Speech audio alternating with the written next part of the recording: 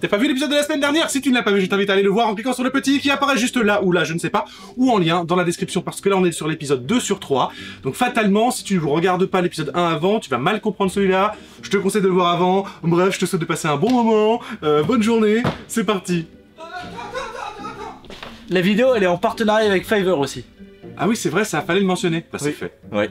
Fiverr est une plateforme qui vous permet facilement de trouver le bon freelance pour couvrir tous vos besoins dans l'univers du numérique. Il y a un freelance pour chacun de vos projets. Il existe une multitude de services accessibles à tous les budgets et en passant par Fiverr, vous avez un tiers de confiance qui vous permet de gérer le paiement, la transaction et la qualité de votre livrable. Découvrez comment nous on l'a utilisé au travers de la vidéo et vous avez toutes les informations dans la description.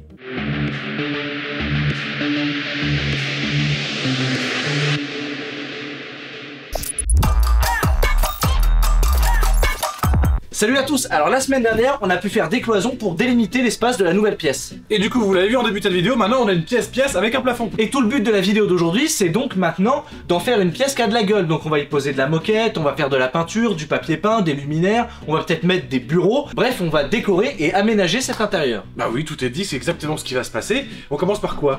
Et bah par du papier peint, parce que... Non, du papier à peindre. Exactement. On veut peindre l'intérieur pour voir ce que ça donne et on veut aussi poser du papier à peindre pour voir ce que ça donne. Je sais pas si vous vous rappelez, mais il y a genre 2 mois, 3 mois, on est allé à Action et on a trouvé du papier peint, bah premier prix du coup, puisque... papier à peindre. Du papier à peindre, premier prix du coup, puisque c'est du Action, qui était beaucoup moins cher que ce qu'on peut trouver chez les grandes enseignes genre Casto, etc. Des grandes surfaces de bricolage, voilà. Les GSB. Et du coup, on s'est dit que tester ce type de revêtement à bas coût en version Action, ça serait hyper intéressant de tester parce que on en utilise beaucoup en général, c'est très pratique pour masquer les défauts d'un bois ou autre, alors que là, bah, vu le prix qu'on l'a payé, c'est 3, 4, 5 fois moins cher qu'ailleurs. On va voir ce que ça donne. De toute façon, cette pièce-là, c'est vraiment une pièce de test. On teste un petit peu l'isolation phonique de l'OSB, comme on vous l'a dit dans l'épisode précédent. On va tester le papier à peindre, on va tester la peinture premier prix. On va aussi tester des dalles de sol, ce qu'on n'a jamais fait avec Baptiste. En fait, tout ce qu'on est en train de faire là, ça va être un petit peu l'étalon pour tout le reste des diverses cloisons et bureaux qu'on doit effectuer dans l'atelier. Encore une fois, c'était un truc beaucoup trop long. C'est parti. Oui.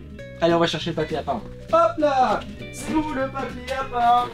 Querido, querato, Paris Latino. Si. Querido, Paris Latino, Bambaya.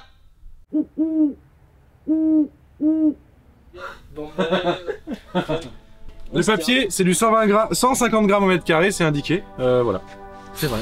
Ouais, c'est ça, voilà. Et pour inaugurer notre sponsor, on débute par le prestataire Fiverr Hugo Pamar, à qui nous avons fait appel et qui a composé cette superbe musique sur commande.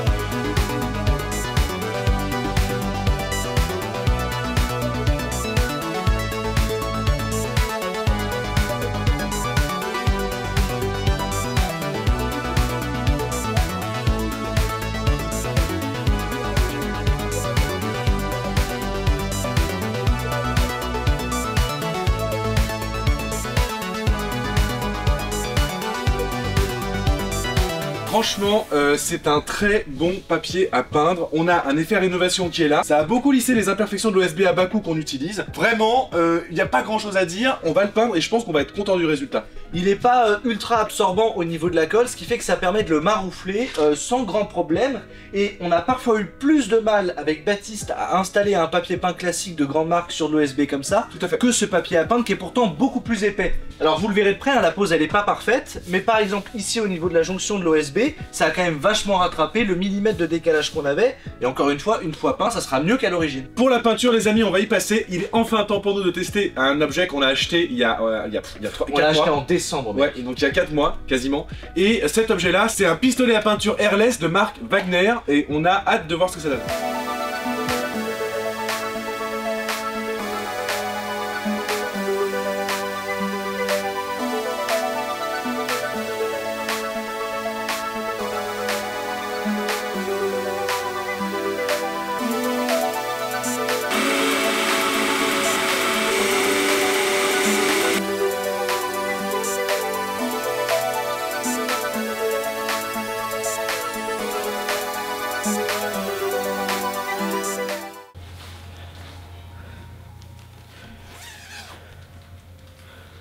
C'est bon? Attends, il va différer.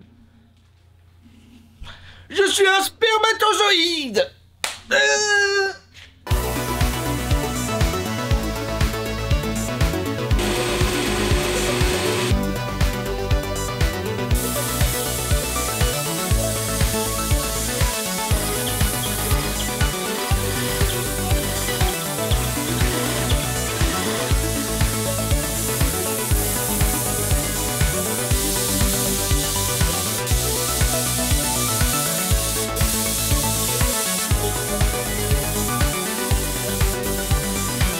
Alors ce que je peux vous dire, ce qui est sûr, c'est qu'avec l'airless, la technique d'application, elle est comme avec un aérosol de peinture. C'est-à-dire qu'il faut jamais appuyer sur la détente quand on n'est pas en mouvement, parce que sinon ça vient créer une tache. Donc on commence le mouvement, on appuie sur la détente, on arrête son mouvement tout en lâchant la détente. Si on fait ces deux opérations en même temps, malheureusement ça va créer des taches. Toujours en mouvement, pas de taches. À une époque, le premier prix c'était vraiment du premier prix. On estimait qu'on pouvait se foutre de la gueule des gens avec le premier prix. Aujourd'hui, le premier prix, c'est pas bien, mais c'est pas non plus de l'arnaque. Non mais de toute façon, il n'y a pas, genre, chaque marque n'a pas sa propre usine de peinture. Bah surtout Je veux dire, là, ça se trouve, c'est du luxe qui fait la peinture. C'est juste qu'ils mettent plus d'eau et des produits de moins bonne qualité. Mais ça reste un gros chimiste. C'est du XL, hein. Moi, c'est plutôt du double ou du triple XL dans mon gabarit, quand même. 2 mètres, 115 kilos.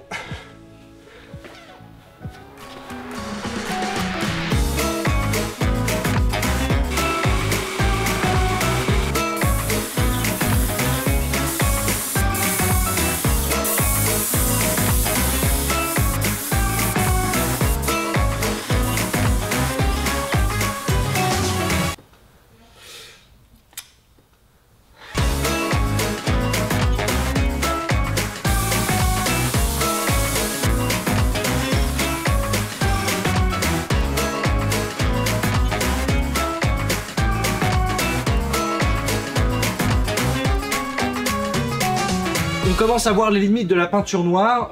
Là, elle est en train de sécher, mais on le sait déjà avec Baptiste, le tendu, il est pas parfait. Et en réalité, même sur le site de Leroy Merlin, la photo du noir n'est pas totalement noire. C'est vrai que c'est pas un noir profond. Ça nous suffit largement de toute façon parce que ce mur, en plus, il sera habillé, il sera décoré. Vraiment, le fait de l'utiliser avec une technologie airless, ça dépose une couche assez épaisse, très régulière, et donc on a un pouvoir couvrant qui est maximal.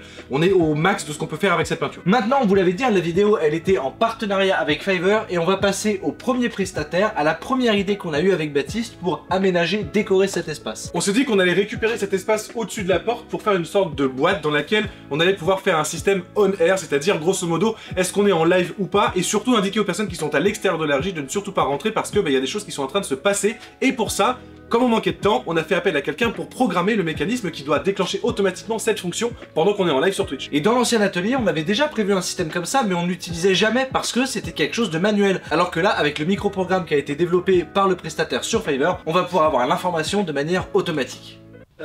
Où seraient les strip LED? Hein? On se le demande. J'en peux plus de chercher des choses dans ce déménagement. Pardon. J'ai besoin de crier pour extérioriser un petit peu. Je suis désolé. Il est au bout là. Il est au bout. Par contre, j'ai des écrans HDMI, j'ai des panneaux LED. Ça, j'ai tout ce qu'il faut, oui. N'est-ce pas?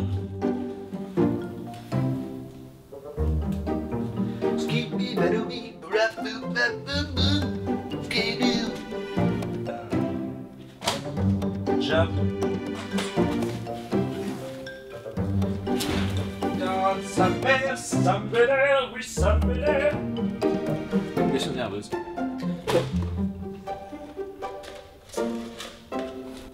Ah, c'est pas mal ça.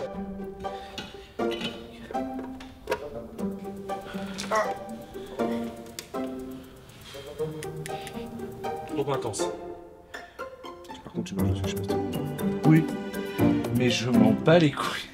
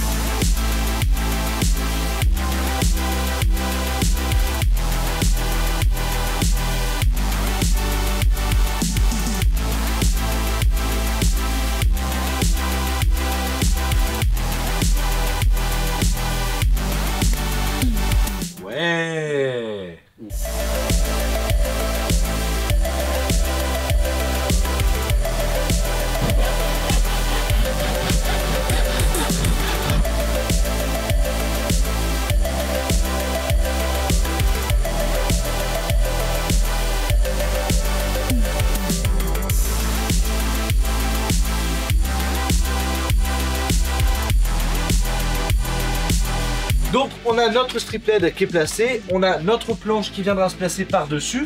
Et donc maintenant, il s'agirait d'avoir quoi? Eh ben, les LED qui s'allument et surtout un logo à graver sur la planche. Donc pour ça, on se retrouve sur l'ordinateur et on va voir les deux profils Fiverr qu'on a choisis pour gérer le code et le logo.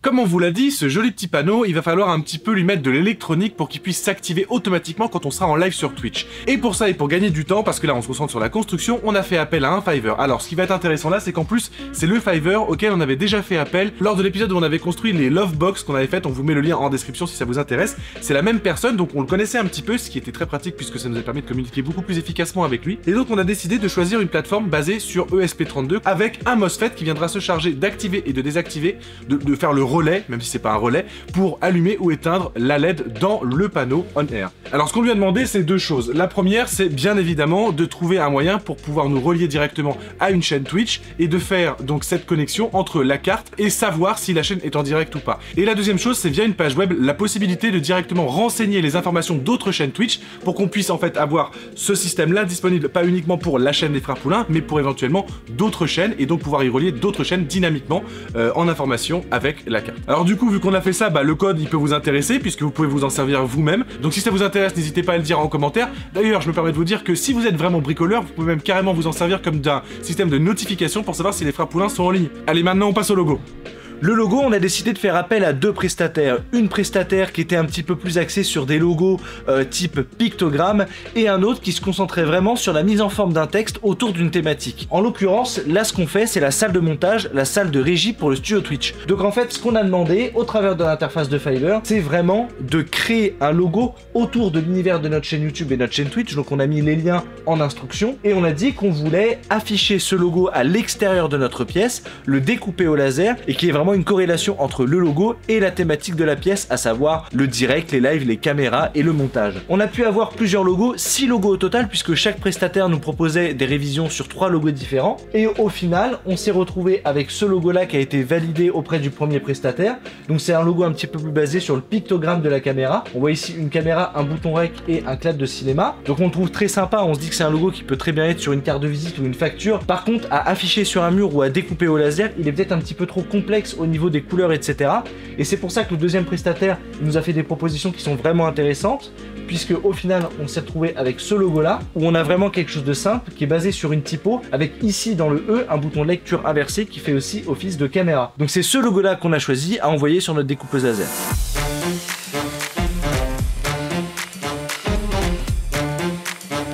Cette petite découpeuse laser, c'est la Atomstack X20 Pro. Depuis le déménagement, elle traîne dans l'atelier et on va enfin pouvoir en profiter et la monter. Du coup, la tester aussi, parce qu'on sait que ça intéresse pas mal d'entre vous.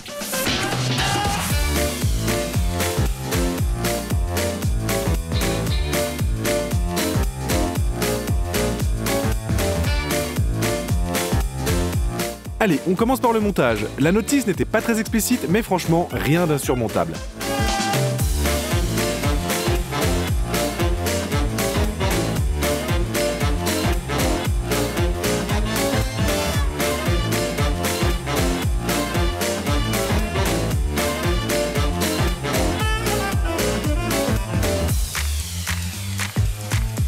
Pour le logiciel, nous avons choisi d'utiliser Lightburn, mais il en existe d'autres.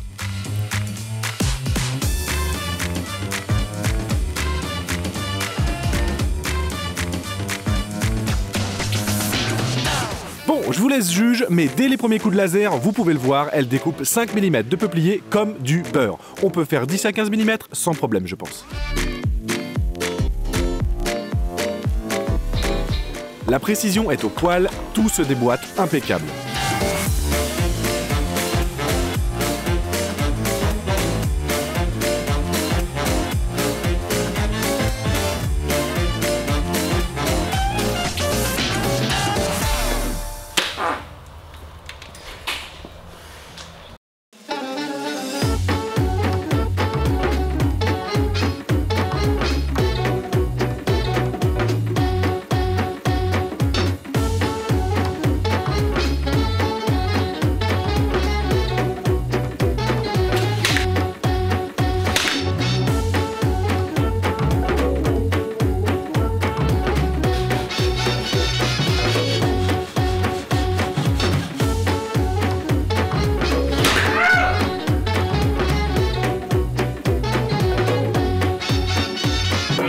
Après la pose du panneau, on se rend compte que, pour coller notre mousse phonique au plafond, nous n'avons pas acheté de spatule crantée. Du coup, ça tombe bien, on a pu en designer une et en fabriquer une avec la X20 Pro. Pratique! Comme d'hab, tous les liens sont dans la description si elle vous intéresse.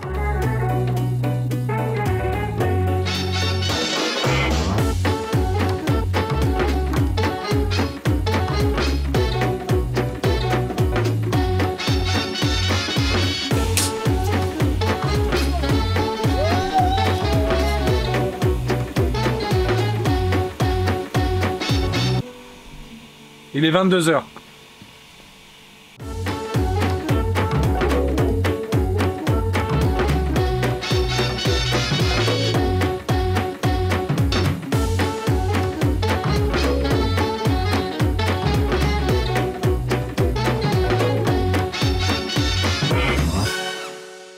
Tu tiens comme ça, là, on est bueno. Oh là là, c'est parfait ça. Ouais, ça se décolle. Ok, j'ai compris ce que tu disais quand tu dis ça se décolle.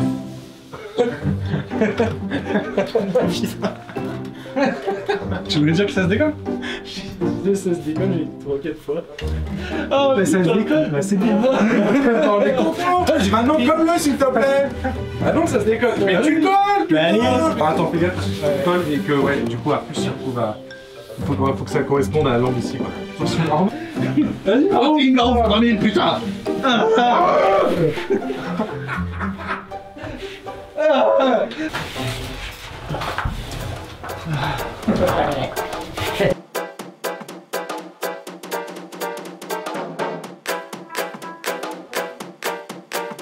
Découpe.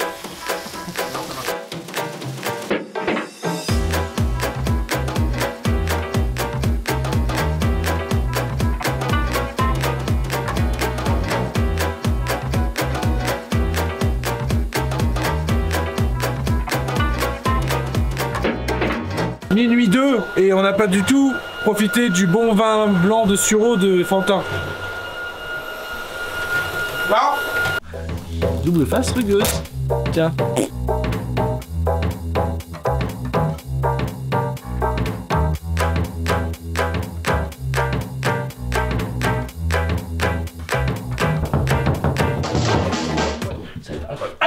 Ah, les genoux. Ah, mes petits genoux. Oh putain, ça fait mal.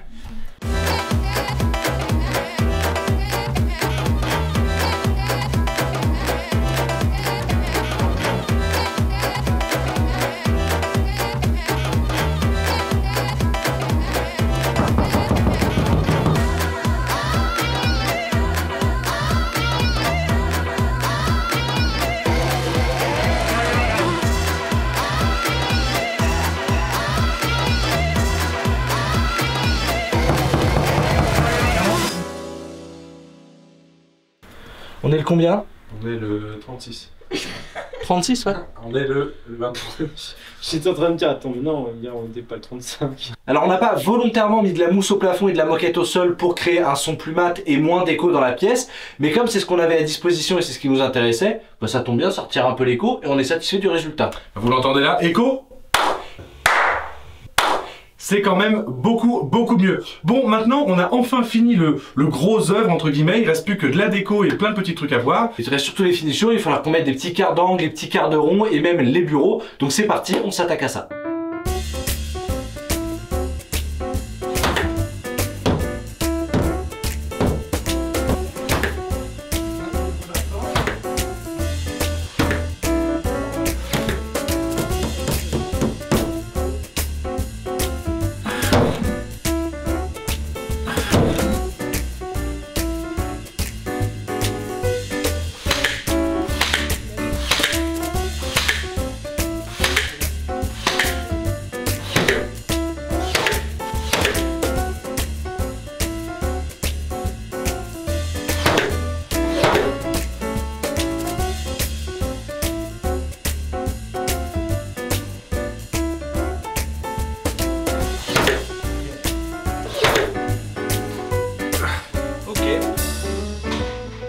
Bon, les finitions sont terminées, on est super content du résultat. Principalement, il nous reste de l'aménagement, donc il va falloir mettre des meubles, il va falloir ameubler cette pièce. Mais avant tout, il faut kiffer et se dire qu'on a enfin fini cette pièce. Moi, je trouve que ça a vraiment de la gueule. Et si vous regardez bien, très sincèrement, ça fait presque un clap en fait. On dirait un clap de cinéma avec le bâton qui va venir taper dessus comme ça. Et l'effet n'était pas spécifiquement voulu, mais en blanc, noir comme ça marche. Le logo là, on est agréablement surpris. On pensait pas que ça allait aussi bien s'illuminer. Maintenant, on a quand même toute une partie extérieure qui est très vierge. Même si à l'intérieur il va y avoir des ordinateurs, etc. Il va falloir qu'on décore toute cette façade noire. Et pour ça, on a fait de nouveau appel à des Fiverr. On a eu quelques idées qui ont pu être développées. On va vous en présenter quelques-unes. Et puis on a aussi le Wall Mode 3000 qui a sa place toute trouvée juste ici. Si vous n'avez pas vu cet épisode, on vous invite à aller les voir. C'était quand même sympa. Et la première chose qu'on va poser, ce sont des cadres type brevet, comme on avait déjà en fait dans l'ancien atelier. Comme l'idée était géniale, donc on a fait appel à une personne, un nouveau profil qui nous a reproduit un petit peu ce que Jim avait fait, mais en version réactualisée avec les nouveaux objets de l'atelier. Et ce qui est super bien, c'est que comme on avait toutes les archives des anciens brevets, on a pu lui envoyer tous les assets au travers de l'interface de Fiverr lors de la livraison pour qu'il puisse vraiment s'inspirer et récupérer ce qui avait déjà été fait. De manière générale, de toute façon, tous les profils auxquels on a fait appel sont en lien dans la description. Merci Fiverr. Et le site de Fiverr est aussi en lien dans la description. Allez, c'est parti, on regarde les designs et on les met sous cadre.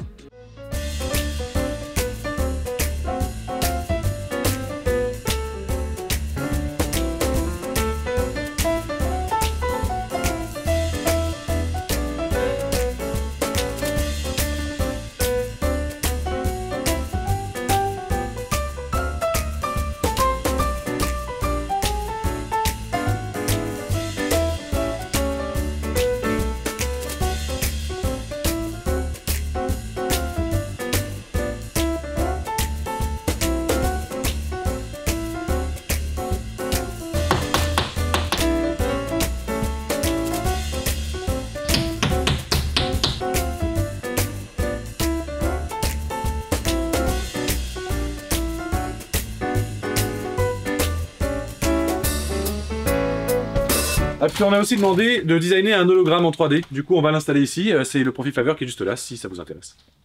Là, comme ça? Ouais.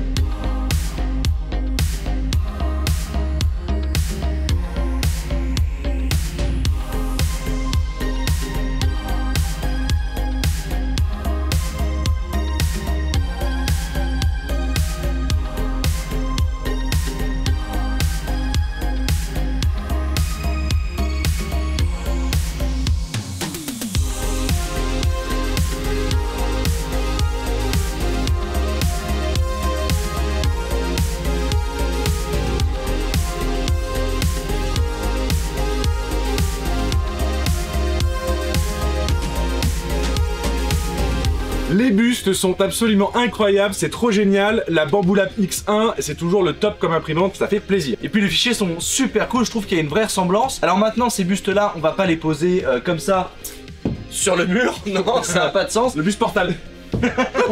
Il faudra bien qu'on les mette sur un bureau. Les bureaux, on va les placer à l'intérieur, mais c'est pas ce que vous allez voir maintenant. Maintenant, il faut qu'on finisse d'habiller tout l'extérieur et on se retrouve la semaine prochaine pour designer et ameubler entièrement l'intérieur avec les ordinateurs, du striplet, de la lumière, des fausses plantes, des étagères. Vous êtes pas prêts, vous êtes juste pas prêts. Ça va être dingue. On va se coller le Wall Mode 3000 juste ici et on se balance un dernier timelapse avec la musique qu'on a commandé à un dernier Fiverr. N'oubliez pas d'être tous bienveillants les uns envers les autres, on se retrouve la semaine prochaine. Ça va être dingue. On vous embrasse, à la prochaine. La suite là, regardez le timelapse, ça va valoir le coup là, avec toute la lumière, ça va être ouf. Ciao.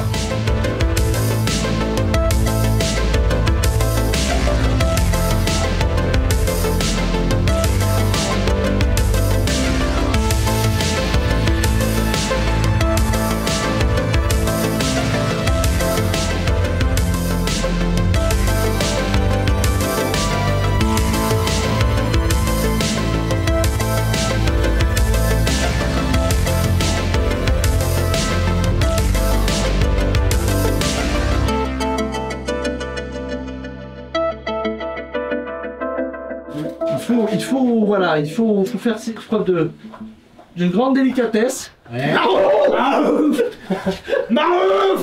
Appuie!